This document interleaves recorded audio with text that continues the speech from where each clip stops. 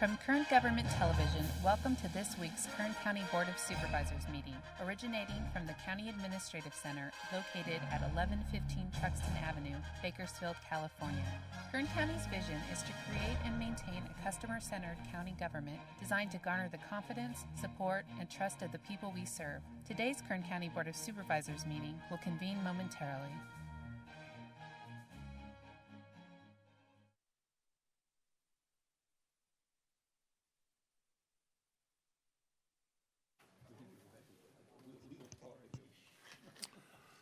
Good afternoon and welcome to the 2 p.m. session of the Tuesday, December 10th, 2019 meeting of the Board of Supervisors.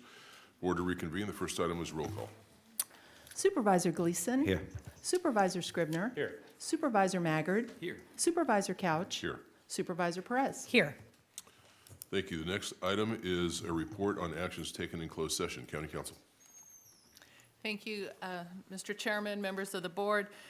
This morning, your board met on items 53, 54, and 55 in closed session, and item 56 has been continued till the conclusion of this afternoon's board meeting. And there's no reportable action. Thank you. The next item is the consent agenda. All items listed as CA or a C above the item number considered to be routine and non-controversial by county staff. We can act on those all in one motion. If you'd like to make a comment on any of those consent agenda items, now is the time to do that, or ask for separate consideration. Hang on, I'm going to tell you what's on the consent agenda, and then why don't you come right up, make your way. Consent agenda starts on page 2. Actually, it doesn't start on page 2. It starts on page 4. Consists of items 6 and 7. Item 8 has been withdrawn by the department and will not be considered today.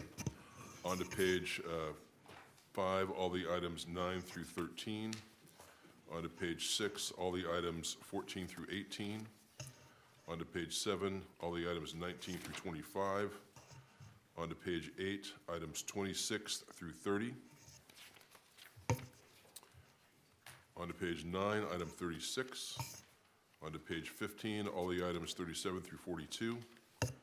On to page 11, all the items 43 through 50, but item 47 has been withdrawn by the department and will not be considered today. Item 12, which is, page 12, all the items 51 through 56, and page 13, items 57 through 65. Last page, 14, items 66 through 68. Is there anyone here that would like to make a comment on any of the consent agenda items? Yes, ma'am. Good afternoon. My name is Carol Bender, and I have just a couple of questions. First, on number 16, the Jeremy Willard construction tract. That's been under construction for over a year, and it sort of just seemed like it was abandoned for quite a long time, and I see that now we have a final map. I just was wondering if that was available to be viewed, or if there were any changes on this final map than what the original was proposed years ago. Is that your only question about the consent agenda? On 16, yeah. Okay. You want to take those one at a time? Sure. Okay. Ms. Oviatt? Would it be you or would it be Public Works?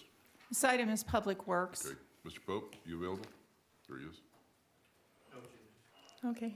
Thanks, Craig. No changes. Okay. Okay. Then we can move on to my second one. And last one is number, I think it's 25, the sewer issue.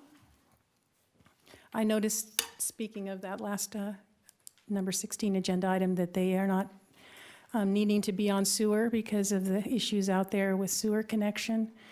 And ever since we had this new ordinance out there on limiting septic, we seem to only have exceptions and allowing the septic. So I also see on this particular number 25 that you guys are going to look at maybe a study for number, what is it, counties? CSA number 71. Number 71, of which our neighborhood is in and has been in for the past 25 years. We haven't been able to connect to the Allen Line sewer for various reasons and city issues.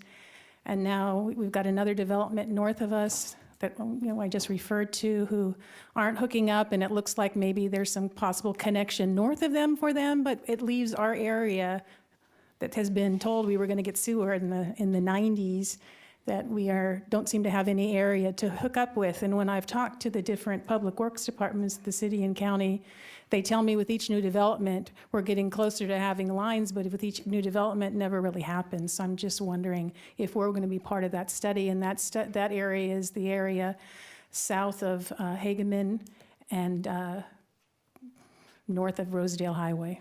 So I would like to know if that's part of the study, if, as far as us have the potential to hook into some sewer at some point. I'm going to take a stab at this. I believe they're studying the entire CSA 71, so you would be part of that. Is that correct, Mr. Pope?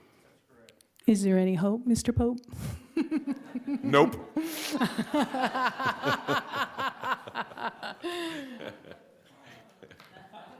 I know you love me.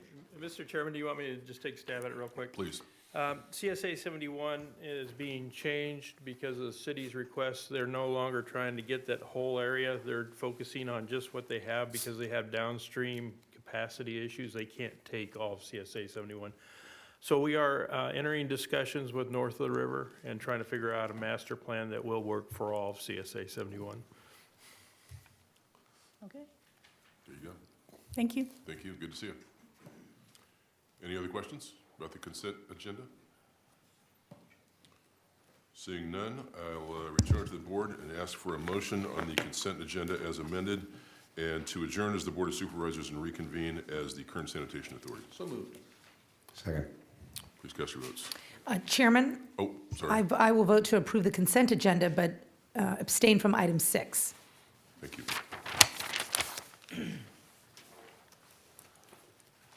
The motion is approved. All ayes. Thank you. That takes us to item 1, which is we're now sitting as the Kern Sanitation Authority. There are 2 items, both on the consent agenda for the Kern Sanitation Authority. Is there anyone here that would like to make a comment on either of those items or ask for separate consideration on either of those? Seeing none, I'll return to the board to ask for a motion on the consent agenda and to adjourn as the Kern Sanitation Authority and reconvene as the Board of Supervisors. So moved. Second.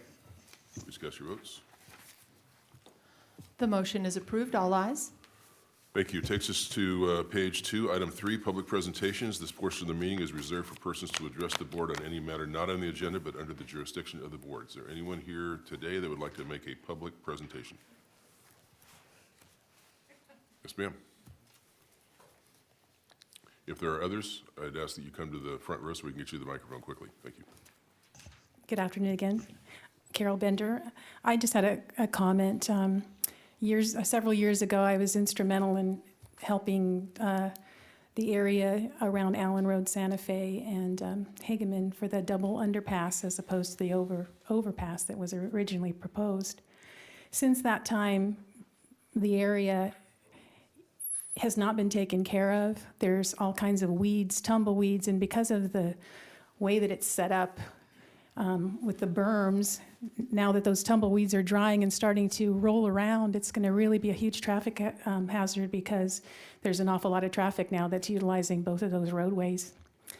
And it seems like it's right on the county and city line, so no one's really taking any responsibility for cleaning up that area. Originally, when this was proposed, they talked about having some sort of, we weren't allowed to have, they decided they couldn't put water there, so we couldn't have landscaping. They were going to put some sort of rock, something there to make it a little bit more aesthetically pleasing. That went down in flames, and so we got the bark, much like the West Side Barkway, as we call it. But at least the Barkway is maintained, and our area is not. So I'm just wondering, I realize we have limited resources. We don't exactly have a landscaping unit here in the county, but you know, the periphery where the city is seems a little bit cleaner on that bark area, but the county is just terrible. And this new Jeremy Willard construction thing theirs is on one of the highest berms, and it's got weeds all around. I'm wondering, does the county own that area, or is that going to have to be landscaped by this new development? But right now, it's a huge hazard, and it's very unsightly. And given the fact that it won an award for its an initial design, it's kind of embarrassing, and I just wondered if the county knew about it. Thank you. I'd really appreciate it if you could look into doing something about it. Mr. Pope, what's the hope? Not the dope. Through the chair, Supervisor Gleason will contact the city. They have annexed that piece, so that is theirs. The new development will have to finish up and do landscaping, as she reported. It is looking kind of full of weeds at the moment, but they're not complete yet. Thanks. Keep me posted on your success with that. Thank you. Any other public statements or public presentations, rather? Seeing none.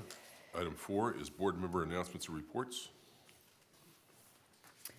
Seeing none of those, we'll go to... Chairman? I'm sorry? Yes. Thank you. Yes, I ma'am. will just announce again that our pajama party and drive for homeless kids, which continues to grow, as you know. We often think of the adults, which I appreciate can be less sympathetic than children. And the reality is the average age of a homeless person is around 8 or 9. So I appreciate some people in the audience who have helped me before, and that'll remain nameless, but thank you. And we are conducting that drive this weekend. You can drop off at my office or come to my home on Sunday. And I will be co-hosting with Councilman Willie Rivera, as well as KLEA, our Law Enforcement Association, who's really doing tons of work in East Bakersfield to connect with kids. And I really appreciate that. So thank you, Chairman. Thank you. Now we'll go to item 5, which is under the Planning Resources and Natural Resources Department. It's a request from Tejon Ranch Corp. To adopt the Grapevine Specific and Community Plan 2019 and the Grapevine Special Plan. It's also requested actions include the adoption of the Grapevine Specific and Community Plan 2019 and corresponding amendments to the land use, open space, and conservation element of the Kern County General Plan from various map code designations to map code 4.1. The rescission of the Grapevine Commercial Map Code designation, a specific land plan required, and amendments to the circulation element of the Kern County General Plan to delete collector segments throughout the project site. Changes, oh my goodness, changes in existing exclusive agricultural and general commercial districts to the specific planning district, and approval of the proposed Grapevine Special Plan. Ms. Oviatt, stop me whenever I'm able to quit. Exclusion of... Chairman, Yes. thank Chairman, you. I do believe that, That's adequate? I Thank do you. believe so. Just want to make sure that, since it's so comprehensive, that I read enough into the record. Thank you. Thank you. Thank you, Mr. Chairman, members of the board. I have with me today Mr. Craig Murphy, Assistant Director, and in the audience, Cindy Hoover, Staff Planner. We have prepared a PowerPoint, and your board has received a copy of this PowerPoint. The item before your board is the reconsideration of the Grapevine Specific and Community Plan project by Tejon Ranch Corp. Included in this consideration is the supplemental recirculated environmental impact report prepared for the project site. This project was originally approved by your board on December 6, 2016, and subsequent to project approval, the Center for Biological Diversity filed a lawsuit over the approvals as authorized under the California Environmental Quality Act. A complete summary of the litigation and judgment have been included on pages 26 and 27 of your staff report. The court issued a writ of mandate and a judgment upholding the previously certified final EIR against all claims brought in the lawsuit, with the exception of the analysis of potential impacts that could occur if the project's vehicle trip internal capture rate was lower than estimated. So this is the amount of vehicles that would utilize I-5 or any other roadway outside the project boundaries. Your board, as directed by the court, rescinded all approvals on March 12, 2019, and the applicant immediately reapplied for the project. Based on the direction of the court, subsequent analysis has been completed by staff. The project is being brought forward for your consideration with a complete environmental analysis. Staff has taken the time to review each and every item in this project, and with the exception of minor changes, is bringing the project forward as originally analyzed. The project is located within the 270,000 acre Tejon Ranch. The Grapevine project is one of 4 approved developments on the ranch. There is the Tejon Ranch Commerce Center, also originally approved as the Tejon Industrial Complex East and West. Tejon Mountain Village Specific and Community Plan, which has been approved, and then in Los Angeles County, the Centennial Project. The site is primarily undeveloped rural open space, with the exception of the commercial area at the Grapevine interchange, which is normally called the Grapevine Center. And you'll note that the California Aqueduct runs along the northern boundary of the contiguous planning area, and there are a number of creeks that run through this project. Pages 4 through 6 of your staff report provide a detailed description of surrounding land uses. North is the Tejon Ranch Commerce Center. There are additional 2 oil fields located on portions of the project site north of the aqueduct, the Tejon North Oil Field and the Wheeler Ridge Oil Field. South of the project site is the Tehachapi and San Emilio mountain foothills and slopes. Communities of Lebec and Frazier Park are about 3 and 7 miles away, and the adopted Tejon Mountain Village specific plan is approximately 2 miles from the project site. West of the site is the Windwills Preserve Conservation Area owned by Wildlands Conservancy and the previously approved San Emilio Newtown specific plan. Although that plan is identified in our general plan, it does require additional discretionary actions before any large-scale development could occur. And then east of the project site is the Pastoria Energy Facility, the Griffith Sand and Gravel Mine, and the Edmonston Pumping Plant. As you know, the proposed Grapevine project is consistent with the ranch-wide agreement, which provides for the permanent preservation of over 90% of Tejon Ranch, which is approximately 240,000 acres. A summary of that agreement can be found on page 6 of your staff report. As a reminder, that is a private agreement that was established in June of 2008. The project itself is 8,010-acre master plan community. As noted in the agenda, the project includes various amendments to the Kern County General Plan, changes in zone classifications, exclusions from agricultural preserve, adoption of the actual Grapevine specific and community plan and associated Grapevine special plan, which serves as the implementation tool for the specific plan. Additionally, we have brought before you a development agreement that provides for benefits over and above what could be imposed on this project. As identified, implementation of this project would authorize development of 12,000 residential units, 5.1 million square feet of commercial and industrial. There's 112 acres of parks, possible relocation of the Grapevine interchange, and possible relocation of the California Vehicle Enforcement Facilities Way Station, which belongs to the California Highway Patrol. In addition, we will be presenting an additional 2,000 units that could be constructed as part of a land use exchange, which I will explain later. A complete breakdown and summary of all of this potential development is found on pages 6 through 17 of your staff report. This project would be a new residential community and employment center that would extend the range of economic development opportunities that we already have at Tejon Commerce Center. It would provide housing and service options for existing employees of both the project site and new adjacent commercial developments. The layout is designed as a series of interconnected village centers, and each center is about a half to 1 mile from each other. These are higher density residential and commercial components. Outside the village centers, the project would include a mix of lower density residential, office, research and development, along with retail and light industrial warehouse uses needed to serve the project site.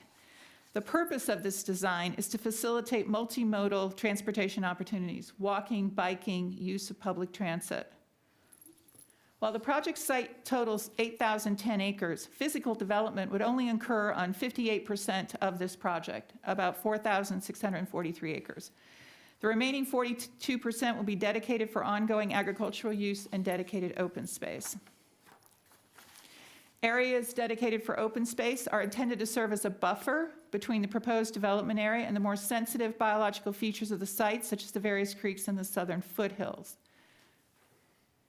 Additional development does include 157 acres set aside for schools, the 112 acres of parks that I noted, 2 fire stations and sheriff substations, a 6,500 square foot library or joint use civic center, transit facilities that include park and rides, and water and wastewater treatment facilities and associated infrastructure.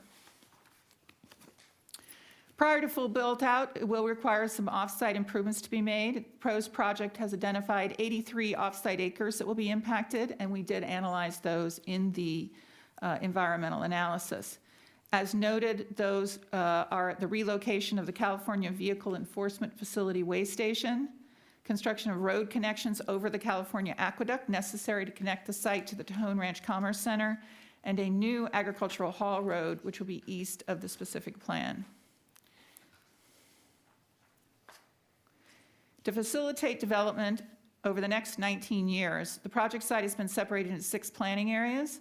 The areas closest to Interstate 5 would include the most intensive commercial and higher density residential units. However, given the size and scope of the project, the potential for market conditions to change, it was necessary for some form of flexibility to be built into the proposed project. As you know, California has a crisis in housing. This project is one of the solutions, putting houses near to jobs. However, market conditions change, products change, and even the types of businesses that come to California. So for the Grapevine project, flexibility has been incorporated in 3 significant ways: a land use exchange mechanism, establishment of development caps, and adoption of the specific and community plan with the special plan zoning and development standards. The land use mechanism allows for an additional 2,000 dwelling units within the proposed footprint, but I note that they are exchanging out, not adding development capacity. Therefore, if they want to build additional dwelling units, and that is where the market is going, they must remove from potential some of the proposed commercial or industrial square footage allocated. Project 9 in your staff report identifies the various conversion rates that have been incorporated into the plan. Project development maximums have been incorporated, and they have been included as a table shown on page 12. Each area plan has an allocated specific total for both the total number of residential and square footage commercial and industrial. Those are the maximum allowed, and that is to allow us to do a environmental analysis along with traffic, air, GHG, noise, and all the other components. We have to have a cap on development so that we understand what the maximum of this project can be. The third feature of flexibility is the specific plan itself. It's a tool for the implementation of the general plan. It links policies of the general plan and the individual development proposals. The project proponent is requesting a change in zone classification to special plan. This is a identified chapter of the zoning ordinance, and they do need to adopt a site development plan, which has been provided to you as well. As part of the plan, they have created their own zone classifications. There are 5 of them. Within your staff report is attachment 1, and it is a chart of all the permitted uses. And you can see it ranges from village mixed use, which is our highest density, all the way down to open space, OA, open area. Water is on everyone's mind, and it is a fundamentally important issue given the new groundwater legislation and our recent historic drought.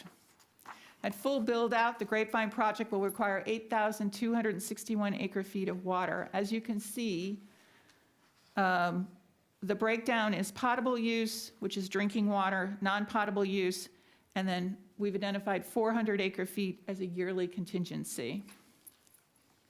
The water supply is highly reliable nickel water deliveries from the Kern County Water Agency under the terms of a 2001 agreement. The nickel water originates from the lower Kern River and pre-1914 water rights.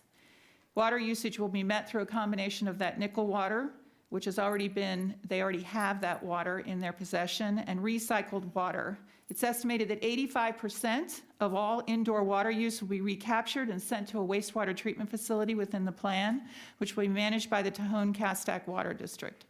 Once treated, this recycled water will specifically be utilized for outdoor irrigation within the project boundaries.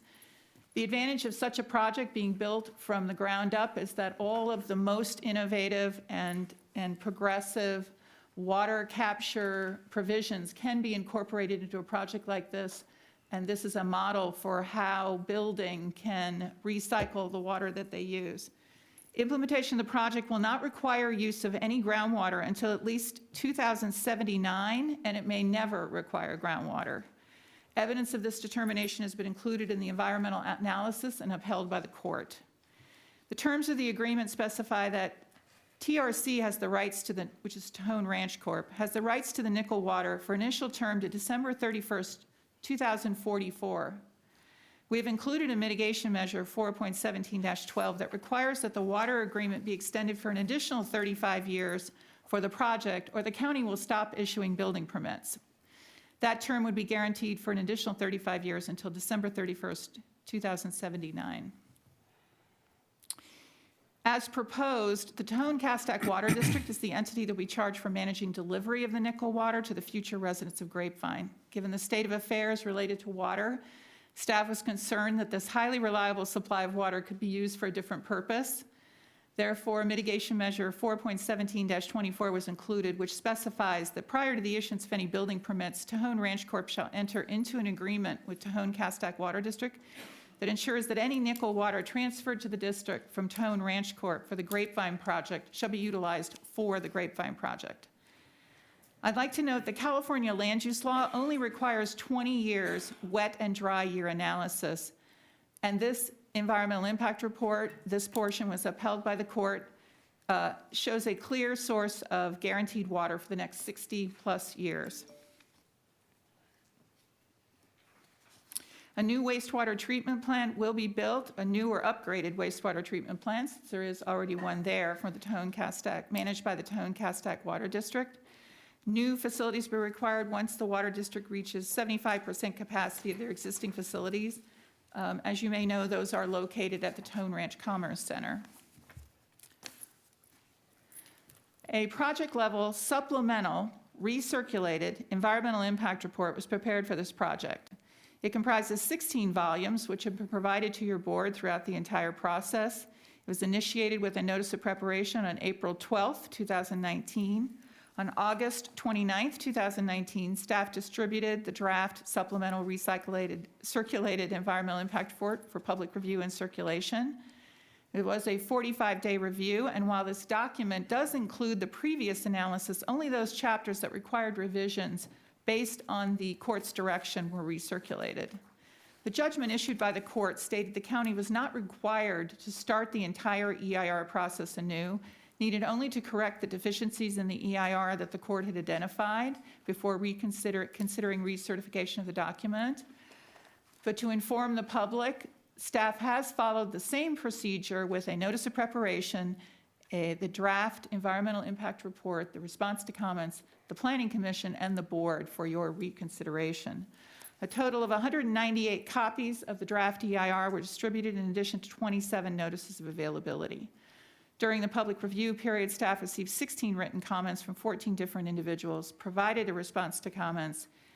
There are 149 mitigation measures. You have provided a copy, and I also will be addressing a minor change to one mitigation measure with the addendum you've received. I'd like to touch on the court's direction in regards to the invalidation of the internal capture rate scenarios that had been provided in the 2016. The purpose was to include an additional evaluation of potential impacts that could occur from lower internal capture rates, meaning that if we said that a certain number of people were going to live there and work there, what would happen if we were wrong?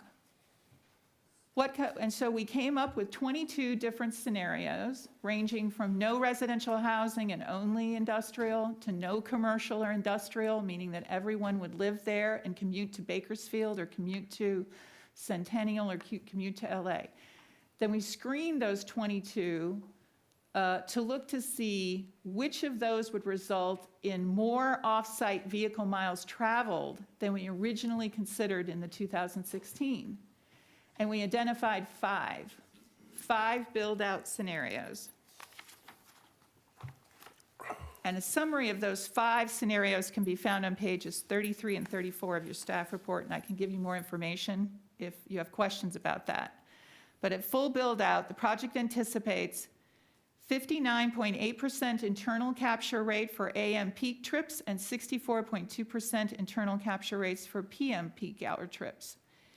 The second part of the direction was, what are you going to do if you don't achieve that? How are you going to measure, as you build out this project, if your projections were accurate.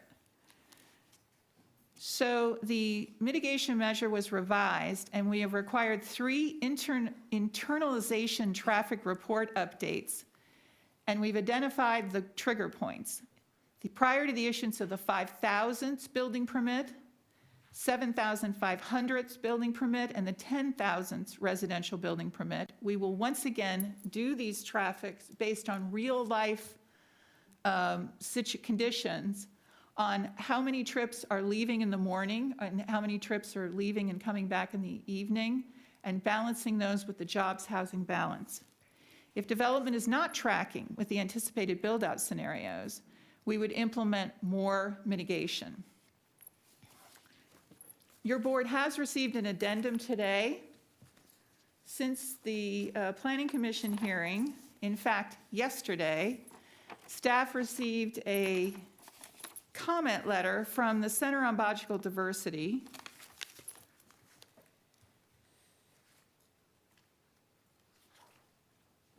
that brings up comments regarding in 3 categories. And I'd like to summarize those. You've received this addendum, which includes the technical documents.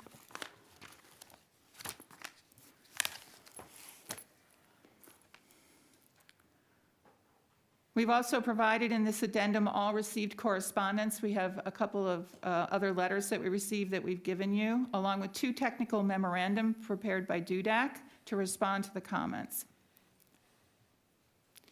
I would like to note, as you know, your board has reviewed a large number of EIRs, but I just wanted to remind you that under Sequal Guidelines Section 15151, an environmental impact report is not legally inadequate simply because experts in a particular subject dispute the conclusions reached by other experts. The EIR and you as decision makers must only review their viewpoints, understand their main points of disagreement, and explain the reasons for accepting one set of judgments instead of another. The issue is informed decision making.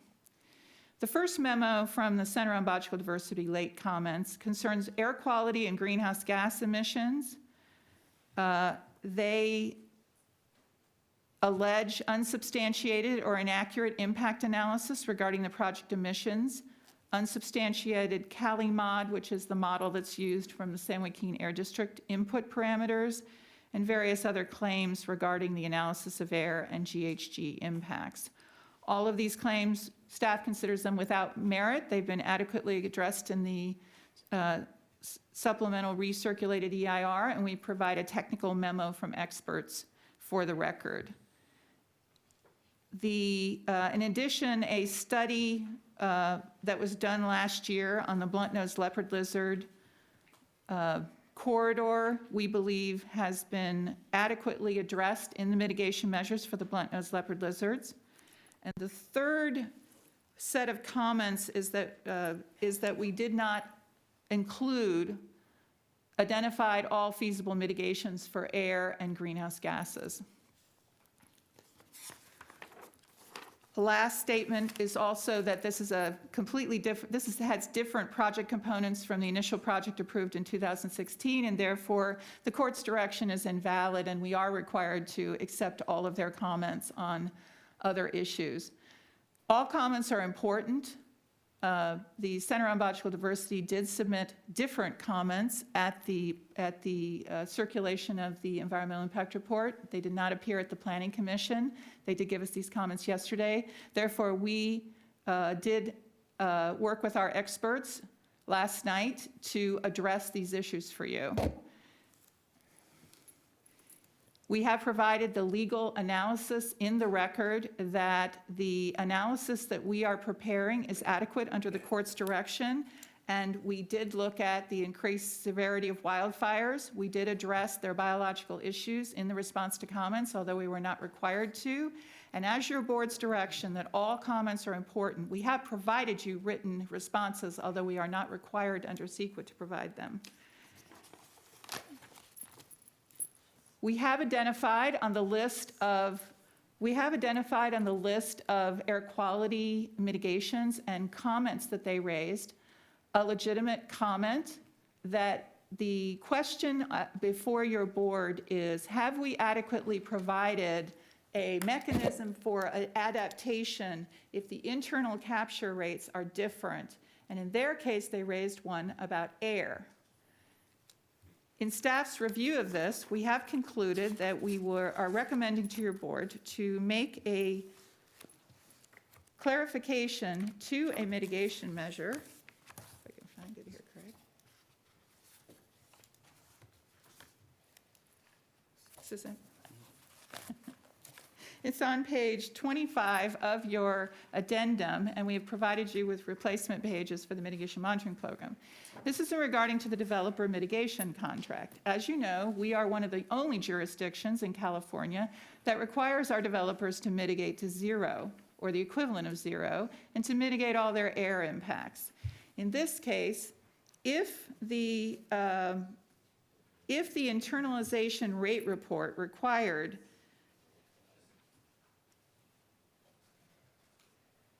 estimates quantities of future project emissions of ROG, NOx, and PM10 in excess of the quantities of those emissions identified in the executed developer mitigation contract, then the project component shall implement trip reduction measures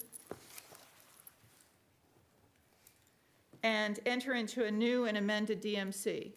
One second, shouldn't that word come out? I'd like to note that in this staff, it says, then the project proponent shall either, we are deleting the word either. The mitigation measure should read, then the project proponent shall, with approval, implement with approval by the county and San Joaquin Valley Air Pollution Control District, trip reduction measures or other measures to avoid exceeding the criteria emission quantities identified in the DMC and enter into a new and amended to fully offset any exceedance. This is one of the issues that was raised in this comment letter, was how can we be assured that there is actually going to be an implementation? So we are recommending that we amend this mitigation measure, and at the end we will have to read into the record, when you're ready, an amended recommendation. With this addendum, we do believe we have addressed all of the comments that have been placed in the record. Next. Sorry, what?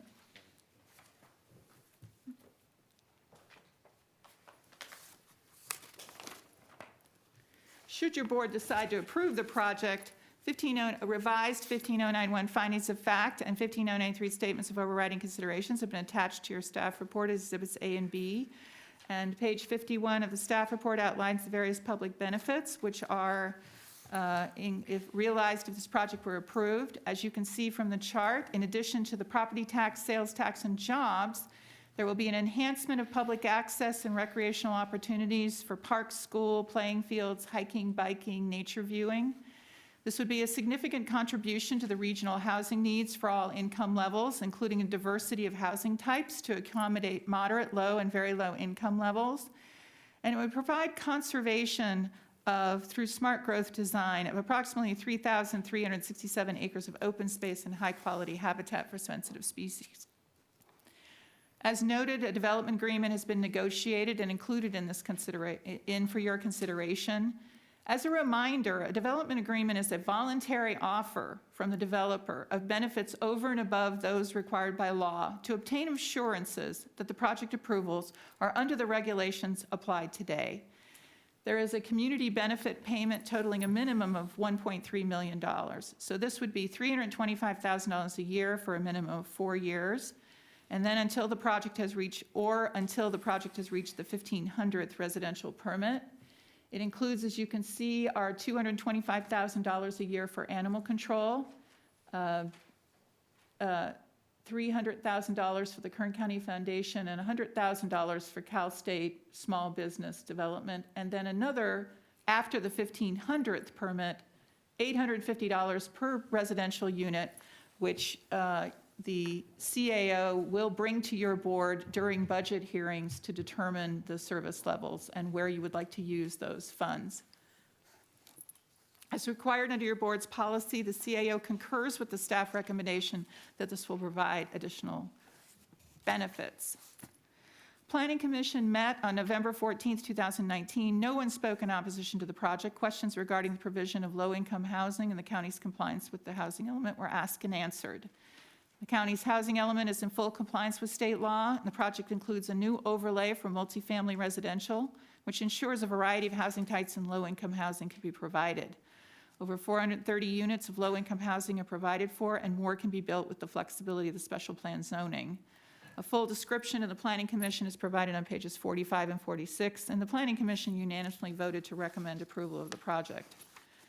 As proposed, the Grapevine specific and community plan is a master plan community of residential and commercial uses, the largest in the county, with open space, recreation, trails, schools, parks, includes all 7 mandatory elements of the general plan, and all necessary infrastructure is required. The special plan district will be demonstratively superior to the development that could occur under any other zoning districts. It is staff's recommendation your board approve the project as recommended by staff. We're available for questions. At such time as it's appropriate, I can read the revised recommendation into the record. This completes my presentation, and the Tejon Ranch representatives are prepared to make a presentation to your board. Thank you. Thank you. Is there anyone here who'd like to comment on this item? Yes, please. If you'd like to comment, could I get you to come to the front row so we can get you to the microphone quickly? Thank you. Chairman, could we have the applicant, Tejon Ranch, make their presentation Oh, first? sorry. Absolutely. Thank you. Thank you, Mr. Chairman, members of the Board of Supervisors, and thank you to Mrs. Oviatt for that presentation.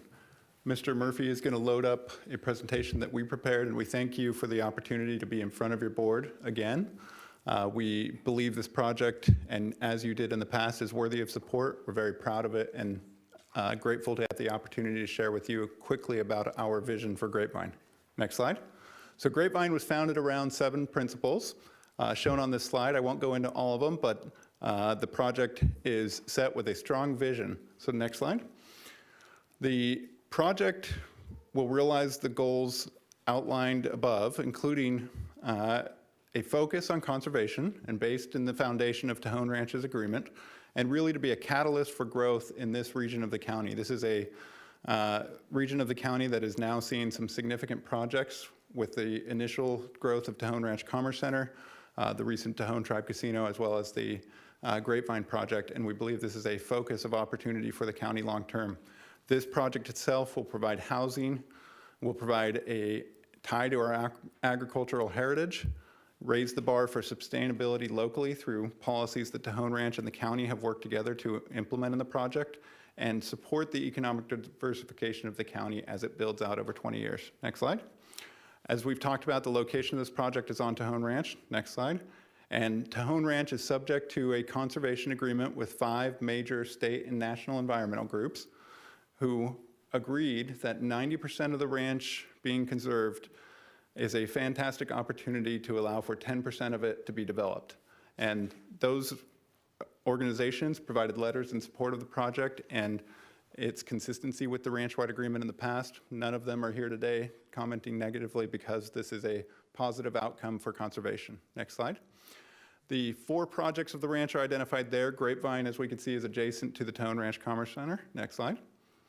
The Tejon Ranch Commerce Center, as we're all aware, is this thriving job center at the south end of our valley that has leveraged the opportunity of 70,000 to 100,000 cars passing daily to create 5 million square feet of commercial and retail activity for the county.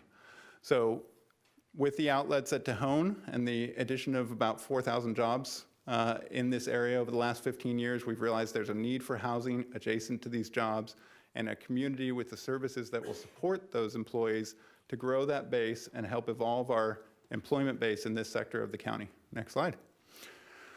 Next slide, please. So Grapevine itself is organized in 6 villages. Each will build out over a period of 3 to 5 years. Each will include commercial components, public service components, as well as a variety of housing, parks, and schools public uses. Next slide. They'll have a variety of densities. Here we see a potential employee village in Planning Area 6, which is immediately next to the Tejon Ranch Commerce Center, just south of the outlets. Next slide. Here we see a mixed-use village that may occur elsewhere on the plan, south of the aqueduct perhaps, that shows a school, park, creative implementation of public services with shared parks and school playgrounds, surrounded by moderate density residential. Next slide. All of this will connect to the Tejon Ranch open space, where we will continue our farming, grazing, and also provide access to foothill trails for recreation. Next slide. We also focused, as we were developing this plan, on creative ways to implement schools, support learning and hands-on learning for STEM education in our community. A school farm lab, similar to others that we've seen develop here over the years, is one of the ways we see that happening in our school system. We've talked with school partners who would be very interested in that as well. Next slide. So with that, the community is woven together by a connective network of trails, roads, new infrastructure that will support multimodal transportation, and people having the opportunity to walk and access uses in different manners than single occupancy vehicle trips. Next slide. We'll provide for a network of trails for recreation, and next slide, as well as a street section that will be developed as we implement the public streets that provides for separation and safety for pedestrian users. Next slide. All of this will then allow for access to our foothill trail network and the connective open space of Tejon Ranch. Thank you. Go ahead. And last, we've got a requirement in our specific plan, and we've worked with our public district partners to develop 5 K-8 schools, 1 high school. Next slide. And the community will include a minimum of 112 acres of parks, and likely more over time. Next slide. We've provided for water in a really significant way, as Ms. Zovia outlined in her presentation. Tejon Ranch in about 2013 acquired the nickel right from DMB. I wanted to clarify that slightly from the slides. Tejon Ranch is the sole owner of the nickel right, not DMB.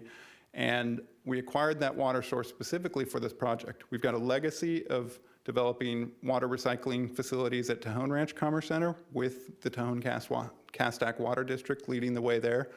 That project will serve as the foundation for this project. We'll continue to do water-sensitive landscaping, water-sensitive fixtures, and continue to recognize from our agricultural roots that water is a precious resource and it needs to be managed and monitored efficiently to support our goals. Next slide. All in all, our goal at the end of the day is for this community to result in a positive net outcome for Kern County, as we've realized so far at Tejon Ranch Commerce Center. The 5.1 million square feet of commercial, the significant number of jobs, including 8,700 permanent jobs, the opportunity to put housing near that 4,000 jobs existing, resulting in $20 million plus of annual tax revenue and a development agreement and fiscal situation that the county can be proud of, is what we're really expecting to see at the end of the day. Next slide. With that, I close my presentation. I'm Derek Abbott for Tejon Ranch Company. I want to make sure I thank Lorelei and Craig and the staff of the Planning Department, Public Works, the County Council's office, all who have done an amazing job. We appreciated your vote of support in 2016, and we are hopeful that you can vote in support again. Thank you. Thank you, Mr. Abbott. Now, are there others that would like to speak in opposition or support? Please state your name and proceed. Good afternoon, Chair, Board of Supervisors. My name is Jasmine Del Aguila with Leadership Council for Justice and Accountability.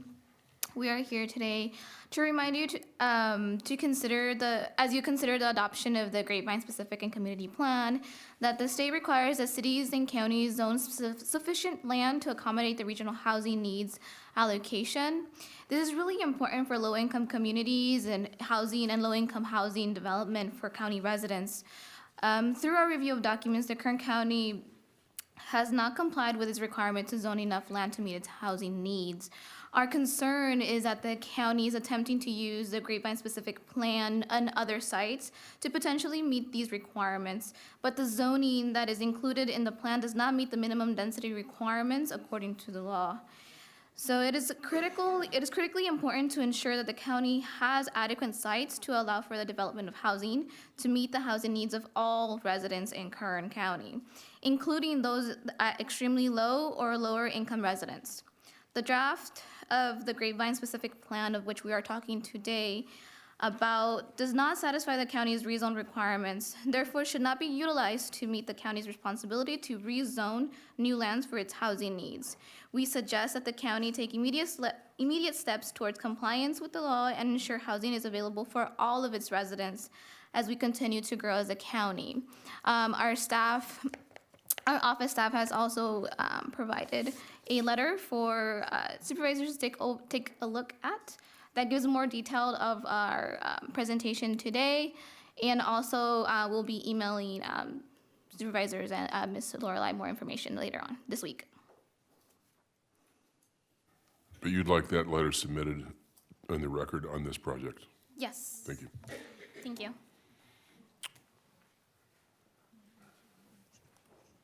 Could I ask the clerk to give that to Ms. Oviatt? Thank you. Good afternoon. Good afternoon. Good afternoon, Chairman Couch, members of the board. My name is Jennifer Pitcher, and I'm the Government Affairs Director for the Bakersfield Association of Realtors. And I'm here to speak in support of the Grapevine project. The Bakersfield Association of Realtors represents over 2,200 members in the greater Bakersfield area. We strongly believe in furthering economic policies at the local level that will help our economy thrive, thus spurring home ownership in our community. The Realtors supports this project before you, which will create new homes and employment opportunities in the southern San Joaquin Valley. We supported this project in 2016 when it was before your board. We believe the supplemental EIR has been diligently prepared by the county to address the additional traffic analysis, and we believe it completely resolves the Sequal requirements for this project. The health of our housing market is a good indicator of the health of our region, our state, and the country as a whole. Across California, housing supplies are far outstripped by demand, driving prices up and out of reach of countless working families, just like many in Kern County. As the board takes up the Grapevine proposal, please take a step back to consider not just the number of homes and square footage, but also how Grapevine's new neighborhoods and communities will create jobs and opportunities, protect our valley's environment and ranching history, and help local folks fulfill their dreams of owning a home. On behalf of the association's leadership and our members, we urge you to support this project. Thank you. Thank you, Ms. Pitcher.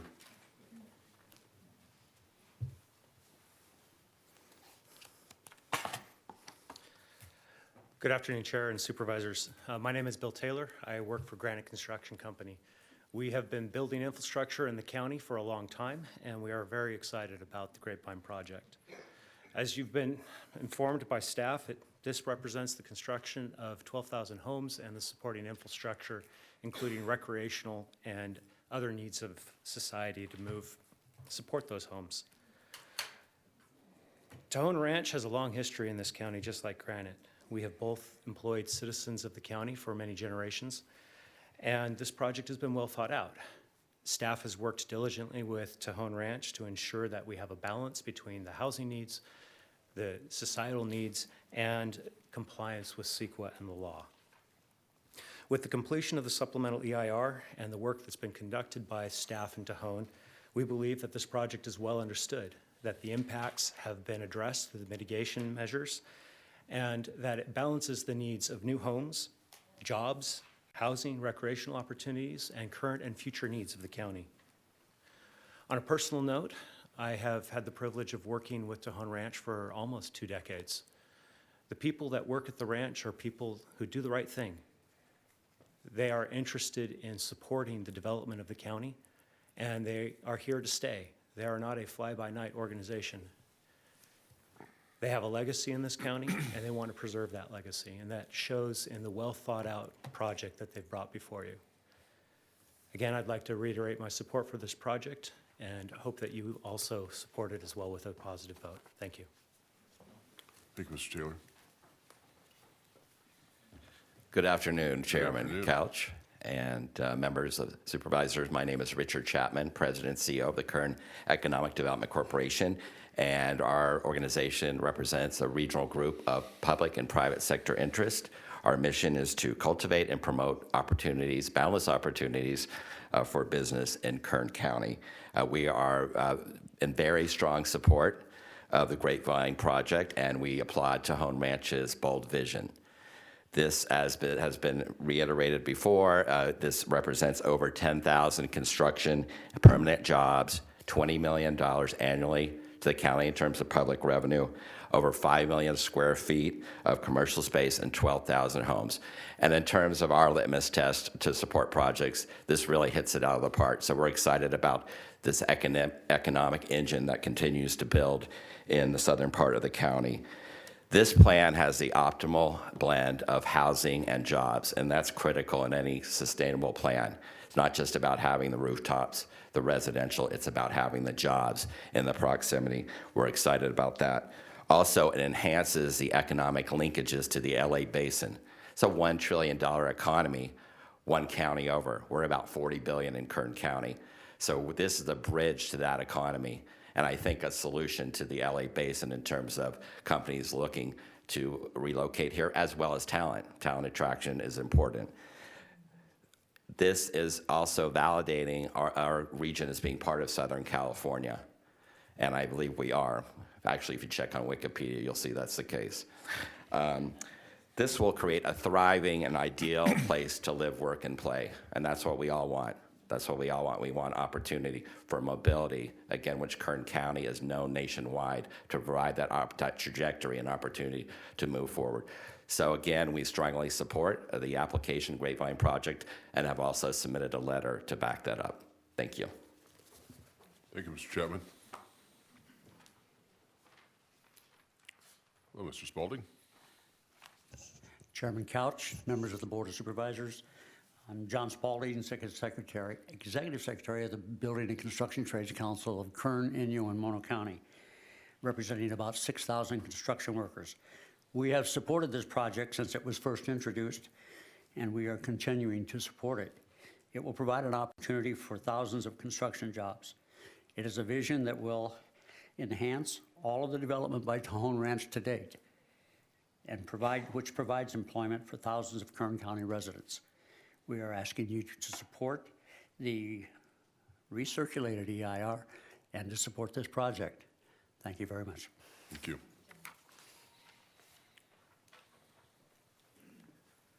Chairman, council members, it takes a lot of good ingredients to make a good soup. I like that area. The air is cleaner. I support low-income housing out in that area as well. But my concern is jobs. There's a lot of retail jobs there.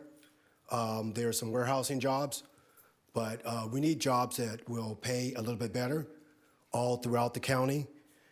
And even though we are a little closer to LA, that's still quite a bit of a hike for some. And we have a lot of residents here in the city of Bakersfield that does not have affordable housing. In what is supposed to be an affordable housing unit, but with running the numbers, it's really not affordable. That also needs to be rethought, and I'm currently working with some people to do that. But with all that being said, I want to encourage the board to really look closer to the city of Bakersfield. Like I said, this is a great area, but we need a lot more affordable housing where we are right now. Thank you. Could you give us your name, sir? Thank you. Wendell Wesley, Jr. Thank you.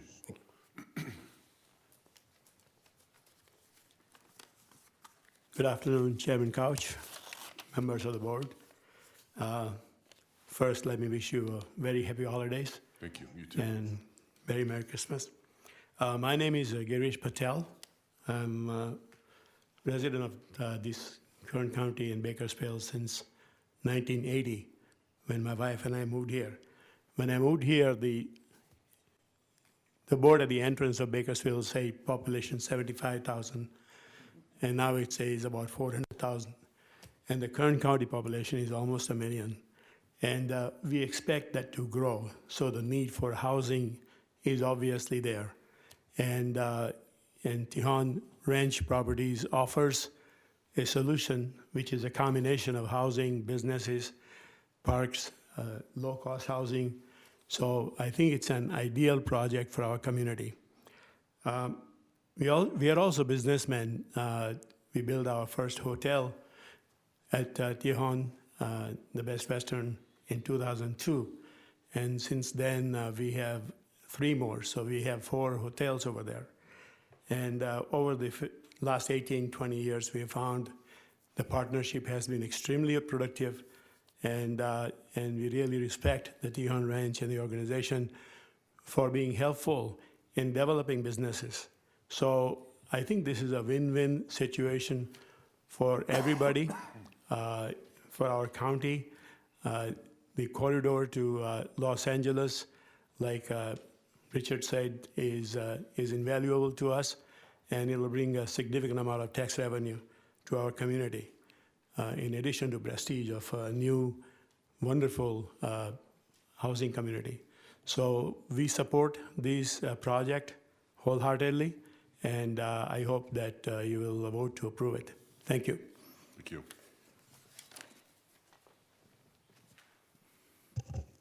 Good afternoon, Chairman Couch, members of the board. Nick Ortiz, representing the Greater Bakersfield Chamber. The Chamber is the largest and broadest local business organization in Kern County, and we're here to support Tejon Ranch's Grapevine project. We were supportive of this project back when it was before you in 2016, and we want to reiterate that support again. As all of you know, I think Tejon Ranch is an exemplary community partner. They champion initiatives that really try to build our community, and I can think of things that actually touch what the county does every day, and economic development in terms of 2 recent things, the regional branding initiative and the economic development incentives, which they were really integral in driving, and that's really important to everything that happens in terms of Kern County's economy. You know, this project represents a very well-planned opportunity to not just create jobs, but create housing proximate to job centers. And in a community like ours, in a county like ours that has a resource-based economy, that is a unique opportunity for your board. We're proving in Kern County time and time again, and this project is one of those efforts, that economic development and environmental protection are not mutually exclusive, that we can have both. We can do both well. And I think that the work that your board does, that the county does on this, is really important. So through your leadership on the board, through exemplary staff work by Ms. Oviatt and her team, and through great projects like Tejon's Grapevine project, we really can have it all. So we urge your approval and thank you for the opportunity to comment. Thank you, Mr. Ortiz. Anyone else? Good afternoon. My name is Gloria Morgan. I am a Tejon tribal member and the eldest daughter of Philip and Chief Catherine Montez Morgan. Thank you. On behalf of our Executive Council and Tribal Chairman, Octavio Escobedo, we would like to thank the Board of Supervisors for our continuing support and for allowing us to speak and show our support for the Tejon Ranch and their Grapevine project. You all know, or I hope you do, that our tribe is committed to moving our tribal members and neighbors in Kern County forward. We want to move into a better future that offers better choices and more opportunities. We are excited and confident that this Grapevine project will get us closer to that goal.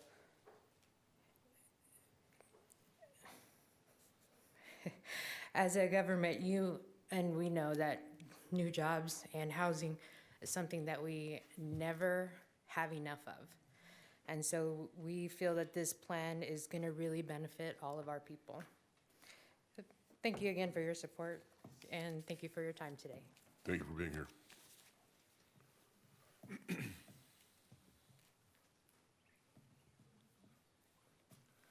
My name is Ron LaBoucherie. Good afternoon. I want to thank you for this opportunity to speak on support of this project. I own 285 acres right in the middle of this project on Laval Road. I'm right behind the outlet center by about 2,000 feet. I would like to thank the staff for going far and beyond what was necessary, I think, to satisfy the needs of the court. But I really appreciate the creativity and the foresight that your staff has in solving these kinds of problems. And now, everybody else in the state's going to have to do the same thing. So I think You should be commended on being the first to do something like this on behalf of the court. I would like to talk about this affordable housing for just a second. The low-cost housing, I was born in a low-cost house. My house was the size of a two-car garage. My grandfather came here, and all he had was a bunch of sheep to herd, and that was it. I bought the property that he herded sheep on. So I was very fortunate in life to have that. But today's person in this valley can go to Tejon Ranch. He can get a construction job, get a 12-year note to buy a house on this project, pay that house off, and work there in his own backyard. Where else can you do that? Only here. Only here. These people can bring the people from here to work there. There's a great opportunity here. You can take kids that are dropouts or adult school, like my mom taught adult school. I know what adult school is all about. You can take those kids, bring them up there, and put those kids to work.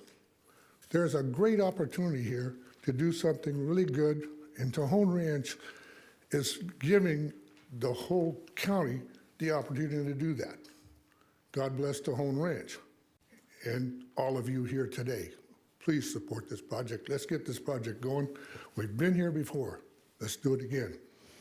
Let's send a message to California. We're here, and we're beautiful, and we're going to build a beautiful project. Thank you very much. Thank you, sir.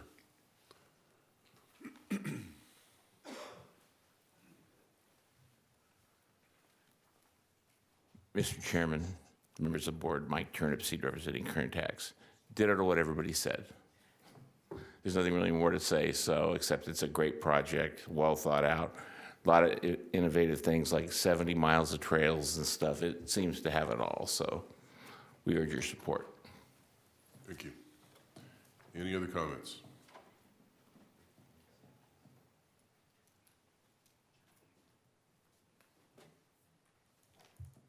Do you have a closing comment or any other comments? Yes, please. Sure. I want to first thank all the speakers, both those raising concerns and both those in support of the project. We do appreciate the public input. This project's been through a substantial public input process over the few years that we've been working through it, and that's bettered the project over time. Just quickly, Grapevine will provide a variety of housing to meet supply needs that will encourage and grow the supply of attainable housing in the county and the region.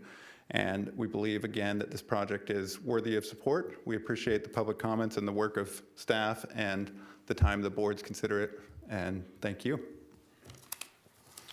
Thank you. Seeing no other comments, I'm going to return it to the board, but I'll first ask if staff has any comments they feel they need to make. No? Supervisor Scrivener? Thank you, Mr. Chairman. This project's in District 2, so I'm happy to start us off. This project is a cutting-edge project. A lot of speakers alluded to that, and it was a cutting-edge project and a very good project when we first approved it back in 2016. It's even better now with the additional analysis, and so I'm happy to support it for a variety of reasons. Starting with the fact that people are going to be able to live, work, and recreate all in a very close proximity. And that's so important, I think, as we continue to try and address air quality issues here. That is a great way and a great model, I think, for us as we move forward to have a project that allows for the folks that are going to live there.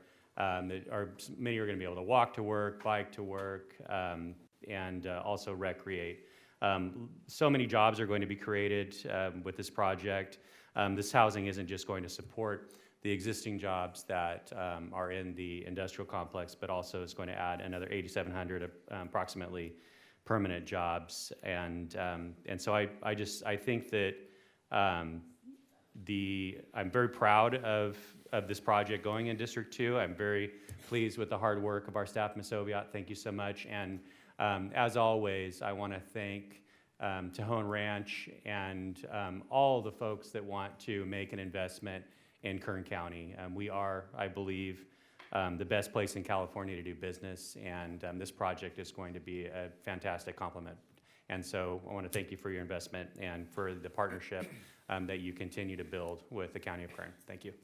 I'd like to make a motion to support the project on staff's recommendation. Do you have anything you need to read into the record in addition? Okay. I know that there's a couple of the supervisors that want to speak, and so I'll just indicate that I do support the project, and when we're ready to make a motion, I'll make that motion. Supervisor Gleason. Thank you, Mr. Chair. I'm gonna support that motion. I think that Tejon Ranch is the most sincere, earnest, best partner Kern County has had since I've been here, and I'm gonna almost always support, if not always support their efforts. Thank you. Supervisor Perez. It's amazing to watch the development of these projects over the last 10 years. I remember being a planning commissioner 10 years ago. Lorelei and Jennifer will remember those days. How much we have seen develop and grow, and it's really stunning. And the nature of this property, the nature of this project, its many, many facets, and the thoughtfulness is the really pinnacle of superb land use models for the United States. I sincerely believe that. After looking at these kind of projects for 10 years throughout the entire country, I mean, it is so prideful to see such a project develop in Kern County and continue to evolve the way that it has, to consistently take in criticism, concern, and react to that with versatility and with new opportunities for even more people than originally envisioned, I believe. And so I just think that's striking and worth noting, and I am so grateful for you. Reiterate Mick's statement. I mean, we really are blessed to have such an operation. I mean, to see the descendants of the tribe here talking about cooperation and mutual benefit is absolutely the best of us. And I'm so pleased to see that and so grateful. So hats off to you for your remarkable continued evolution. And despite the incredible challenges in California, you seem to keep doing it and doing it right. And that's, of course, because you have Jennifer Hernandez, Lorelei Oviad, and a team of masterful people who are good faith players. So God bless your work. This is exciting, and I look forward to partnering with you on the job skills front, because we have lots of people eager for upward mobility, desperate, I would say, and without these opportunities, they're simply not going to be realized. So thank you. Hats off to the planning department, and I'm eager to support your project. Supervisor Maggard. Thank you. I won't belabor this, but there are just very few entities that have the legacy that Tejon has. And you can count the generations of leadership and vision that have resulted in what we see before us today. I have lived in Kern County my entire life. I have lived in my neighborhood in East Bakersfield for over 30 years, and I've seen dozens and dozens and dozens of developments. This is one of only a couple that I would ever think of moving to because of the spectacular place that it will be and the lifestyle that it will offer to the people that are blessed to be able to live there. So congratulations, I'm happy to support. I don't have any other lights on. Do you want to formulate a motion? Thank you, Chairman Couch. If I may, there's two people I'd like to make sure are acknowledged from the county. One is Phil Hall, who, as you can see, it takes a lot of paperwork. It takes a lot of lawyering. And so I wanted to acknowledge Phil Hall's work on making this happen. And then I would like Cindy Hoover, the staff planner, to raise her hand here. This is the staff planner who works on Tejon Ranch's project. And she has just been in the trenches helping us make sure this is a great project to bring to you. Where is she? Yes, she needs to raise her hand. Oh, There she is. hello, Ms. Hoover. Thank you. Thank you. So the recommendation is to adopt resolution, recommended findings, and enact ordinances to certify the supplemental recirculated environmental impact report, adopt a revised Section 15091 findings of fact, and Section 15093 statements of overriding consideration as recommended by staff, adopt a revised mitigation measure monitoring program as recommended by staff, adopt the Grapevine Specific and Community Plan 2019 with parcels subject to Williamson Act contracts non-renewal notices not to become effective until the contracts terminate, approve the amendments to the land use, open space, and conservation element of the Kern County General Plan, Approve the rescission of the Grapevine Commercial Map Code 4.3 specific plan required areas. Approve the amendments to the circulation element of the Kern County General Plan. Approve zone change to SP Special Planning District as requested with the parcels subject to Williamson Act contract. Non-renewal notices not to become effective until the contracts terminate. Adopt the proposed Grapevine Special Plan. Approve exclusion from the boundaries of Agricultural Preserve Number 19 with the parcels subject to Williamson Act land use contract non-renewal notices not to become effective until the contract terminates. Approve and authorize the chairman to sign the Grapevine Specific and Community Plan 2019 Development Agreement Number 2. That's my motion. Thank you, Ms. Oviatt. Second. Please cast your votes. The motion is approved. All ayes. Thank you. Thank you all for coming today. That takes us, I believe, over to item 31. And we have item 31 through 35 are all hearings on resolutions of necessity. Would you like me to read what each item is, or can I just read the APNs? Chairman, I believe just reading the APNs is sufficient. And also, I would like to ask that item 33. Right. Item 33 it has been withdrawn by staff. Correct. So we're gonna hear items 31, 32, 34, and 35 concurrently. Each of them are public hearings on the resolution of necessity to determine the public interest and necessity for acquisition of certain real property by eminent domain for the Highway 46 Corridor Improvement Project. Subject property, each of the subject properties located on a portion. The first one is located on APN 058-131-22. All these are in the Lost Hills area. The second one is on APN, a portion of APN 058-162-06. Item 34 is APN number 069-033-01. And item 35 is APN number 069-111-24. All of those, again, are in the Lost Hills area. Those are items 31, 32, 34, and 35. So we'll open the public hearing and receive public comment. I'm sorry, you have a staff report? Yes, Chairman, and I'm having Brian Van Wyck with my office make that presentation. Please. Good afternoon, Mr. Chairman, members of the Board of Supervisors. This is the next set of resolutions of necessity relating to the Highway 46 expansion project. You all are familiar with this project. You've considered previous resolutions of necessity, but in today's hearing, we're looking at 4 additional properties. There were initially 5 set to be heard today, but staff was able to reach an agreement with one of the property owners, and thus we don't need to make any findings as to that property. Today's hearings are much like the previous ones, but we are asking you to make findings specific to these 4 properties based on the information in staff's written report. The findings that we request today are that public interest and necessity require the project, that the project is planned in the manner creating the greatest public good and least private injury, that the subject properties are necessary to the project, and that the offer to purchase has been made in compliance with law.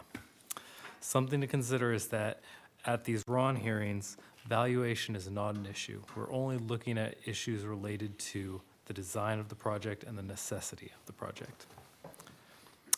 Subject to any questions you have, that concludes my report. Okay, thank you. We'll open the public hearing and ask if there is anyone here that would like to speak on items 31, 32, 34, or 35. Seeing none, I'll close the public hearing, return it to the board. We need to vote individually on these. So on item 31 is a motion on the staff's recommendation adequate?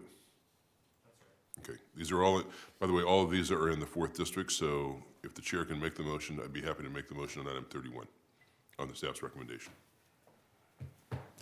I'm happy to second that. I want to just say, though, that it's nice to work with Mr. Anderson again. Yep. but I'm happy to second the motion. Thank you. That's a second. Please cast your votes.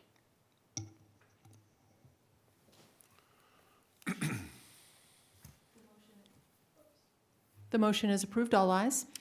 Thank you. On item 32, I'd like to make the motion on staff's recommendation. Have a second. Please cast your votes. The motion is approved. All ayes. On item 34, I'll make the motion on the staff's recommendation.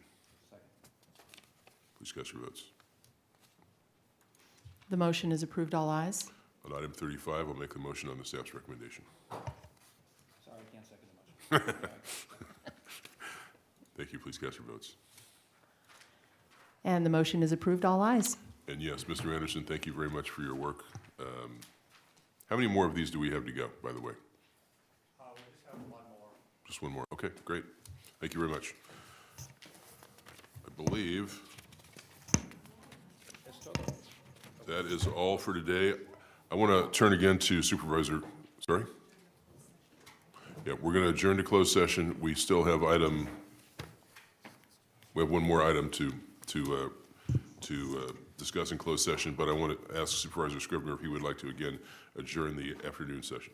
Oh, thank you, Mr. Chairman. I would, we adjourned the morning session in memory and honor of Ed Waldheim. He was a leader in the off-highway vehicle community, lived in Cal City. He passed away yesterday morning after a long 3-year battle with cancer. And so thoughts and prayers to his family. And thank you, Ed, for everything you did for Kern County. Thank you. Second. Without objection, we're adjourned.